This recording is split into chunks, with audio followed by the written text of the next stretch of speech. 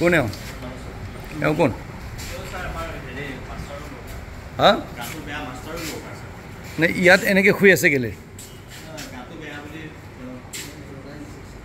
নাই এতিয়া 10:30 বাজিলে মানুহ কেলে অফিচত কোনো মানুহ নাই কেলে অকল আপোনাৰ নাম কি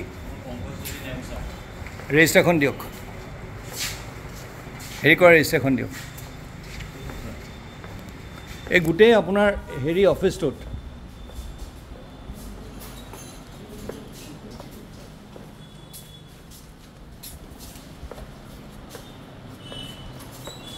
দিয়ক আজি চহী কোনে কোনে কৰিলে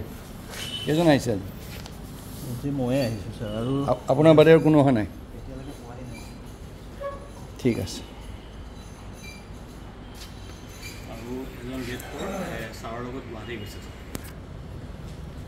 আপোনাৰ ঘৰত কেইটা পাইছে এতিয়া 10:30 বাজে আৰু কোনপিনে আছে বহা জেগা কোনপিনে আছে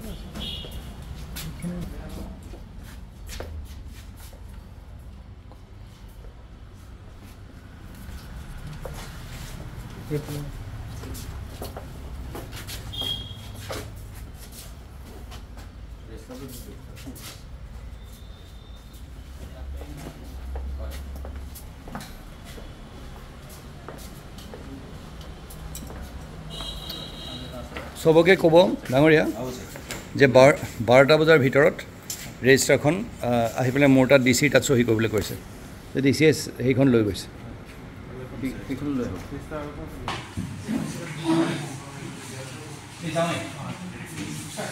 মই হেৰি পাইছোঁ আপুনি বাকীবোৰ নাহে টাইমত বাকীবোৰ সৰহসংখ্যক মানে টাইমত নাহে মানুহ নাই নাই আপুনি এইমাত্ৰ ক'লে যে ডিউটিত নিজৰ হেৰি নুবুজে কিয় সেইটো কিয় হয় তেনেকুৱা মই আপোনাক দায়ী কৰা নাই কিন্তু নাহে হয় নহয়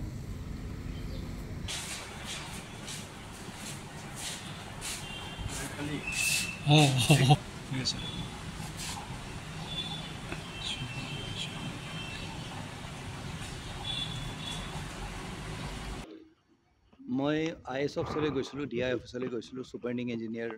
PWD ৰোডছৰ অফিচলৈ গৈছিলোঁ তাত দেও মনিছে টাউন মাত্ৰ এজন ব্যক্তিক মই পাইছোঁ DI অফিচত আৰু 2-4জন পাইছোঁ আপোনাৰ IS অফিচত আৰু ছুপাৰিণ্ডিং ইঞ্জিনিয়াৰ অফিচতো মাত্ৰ এজন মানুহ মই পাইছোঁ ছুপাৰিণ্ডিং ইঞ্জিনিয়াৰ অৱশ্যে তেওঁ ছুটিত আছে তেওঁ হেৰিলৈ কামত গৈছে কিন্তু এটা কথা চাওক এই মনোবৃত্তিটো যে চৰকাৰী সব সা সুবিধা ল'ব নিজৰ চিনাকিটো এজন চৰকাৰী অফিচাৰ বুলি দিব সব কাম মানে চৰকাৰী দৰমহাৰ পৰা আৰম্ভ কৰি সা সুবিধা আৰম্ভ কৰি সব চৰকাৰী কিন্তু সেই চৰকাৰী কামখিনি ঠিককৈ নকৰিব অফিচলৈ আজি মই DI অফিচৰ সন্মুখত দেখিছোঁ মানুহ আহি ৰৈ আছেহি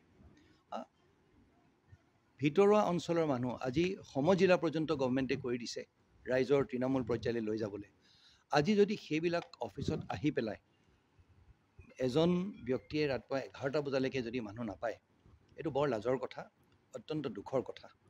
আৰু নগাঁও জিলা প্ৰশাসনত সেই বস্তুটো হ'বলৈ দিয়া নহয় এইটো মাত্ৰ আৰম্ভণি এতিয়া আজি মই এটা অৰ্ডাৰ উলিয়াম য'ত এছিষ্টেণ্ট কমিশ্যনাৰবিলাকে মাজে মাজে আকস্মিকভাৱে তেওঁলোকে গোটেই নগাঁও জিলাখনত এইবিলাকলৈ যাব প্ৰতিটো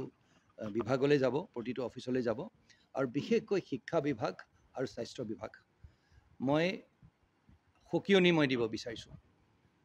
অত্যন্ত স্পৰ্শকাতৰ দুটা বিভাগ তাত যদি সময়মতে গৈ পেলাই নাপায় আজি মই অনুৰোধৰ আকাৰত কৈছোঁ অহাবাৰ মই অনুৰোধ নকৰোঁ অহাবাৰ মই একশ্যন ল'ম আৰু সেই কথা যাতে সকলোৱে জানে আৰু এই মনোভাৱটো যে মই যেতিয়া মন যায় মই অফিচলৈ আহিম যেতিয়া মন যায় মই গুচি যাম ফিল্ড ডিউটি কৰি আছোঁ এই ফিল্ড ডিউটি মই এতিয়া বিচাৰি উলিয়াম কিমান ফিল্ড ডিউটি হৈ আছে সময়মতে অফিচলৈ আহিব লাগিব আৰু দৰমহাটো যিহেতুকে লৈছে চৰকাৰী সা সুবিধাখিনি যিহেতুকে লৈছে তেতিয়াহ'লে সময়মতে অফিচত আহিব লাগিব এই কামখিনি কৰিব লাগিব তাৰ কোনো বিকল্প নাই এই গোটেই দেখিছে নাই এটা তেওঁলোকে আহি মোৰ ওচৰত চহী কৰিব লাগিব গোটেই সেইখিনি লৈ আনিছোঁ ৰেজিষ্টাৰ গোটেইখিনি লৈ আনিছোঁ এতিয়া মোৰ ওচৰত আহি চহী কৰক প্ৰথমতে মই এটা শ্ব'কজ ন'টিছ কৰিম, তাৰপিছত একশ্যন ল'ম। স্যাৰ, যি সংস্কৃতিৰ কথা কোৱা হয়, চৰকাৰী বিষয়াসকলে মানা নাই বুলি ভাবি? শুনক, যদি সময়মতে অফিচলৈ অহা নাই, ঠিক আছে, কিবা বোলে আধা ঘণ্টা কিবা এটা কেতিয়াবা পলম হৈছে বেলেগ কথা, কিন্তু সেইটো যদি আপোনাৰ অভ্যাসত পৰিণত হয় আৰু সেই বুলি কৈ কোনোবা এজনে যদি কয় যে আপোনাক মই অফিচত আহি পোৱা নাই আৰু সেইটো যদি ওলোটাই তেওঁহে গৰজি উঠে, সেইটো নহ'ব নহয়। আমি দৰমহা লৈছোঁ চৰকাৰী, আমি সময়মতে কাম কৰিব লাগিব, তাত কোনো কথা নাই। এই ফিল্ডত তাকেতো কৈছোঁ, এতিয়া তাকেতো সেইটো ধৰক সেই বস্তুটো সেইটোৱেতো কৰিব লাগিব নহয়। এতিয়া মানে এই নিকৃষ্ট মনোবৃত্তিৰ যোনটো আমাৰ কালচাৰ এটা হৈছে, সেই কালচাৰটো শেষ কৰিব লাগিব। আৰু সেইটো আমি কিন্তু ধৰিম। এতিয়া এনেকুৱা বহুত আপোনাৰ ব্যক্তি আছে যিসকলে ফিতাহী মাৰি ক'ব যে মই যি খুচি কৰিম। এতিয়া সময়ে ক'ব নহয় সেই ফিতাহী মাৰি কোৱা মানুহবোৰ যোনবোৰ আছে, সময়ে ক'ব নহয় কি হয়।